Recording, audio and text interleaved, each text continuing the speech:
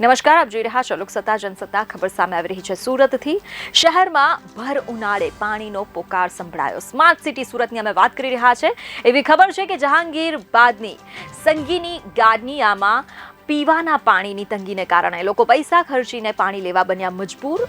વાત એવી છે કે લોકોના આક્ષેપો રિપોર્ટ મુજબ સામે આવ્યા છે કે છેલ્લા 15 દિવસથી પાણી અહીં આવતું નથી અને સ્થાનિકો આક્ષેપ કરતા દર્શક મિત્રો ખાલી પાણીના બેડાઓ સાથે મહિલાઓ દ્વારા અહીં વિરોધ દર્શાવવામાં આવ્યો હતો તેવું જાણવા મળી રહ્યું છે. ખબર અનુસાર રહીશોનો આક્ષેપ છે કે કેટલાક વિસ્તારમાં ખરાબ પાણી તો ક્યાંક પાણી જ નથી આવતું.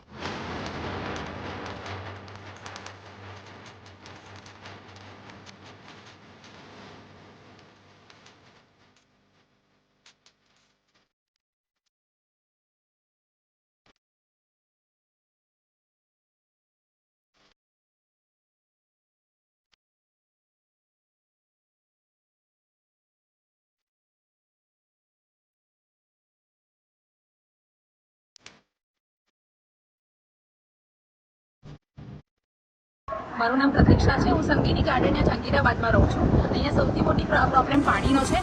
પાણીઓ એક તો ઓછું આવે છે. 15-20 દિવસથી પાણીની તકલીફ છે. પહેલાં 10-15 દિવસ પહેલાં તો એવું હતું કે 1000 TDSથી પણ વધારે પાણી આવતું હતું, જે પોતાના હેલ્થ માટે, બાળકો માટે, બધાના માટે નથી સારું.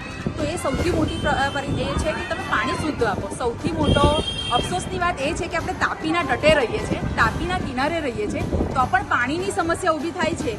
એ તો કેવું ગણી કંઈ સમજાતું નથી. પાણી શુદ્ધ આપો, સારું આપો અને પ્રજાની રક્ષા કરો, એ SMCને મારી નમ્ર વિનંતી છે.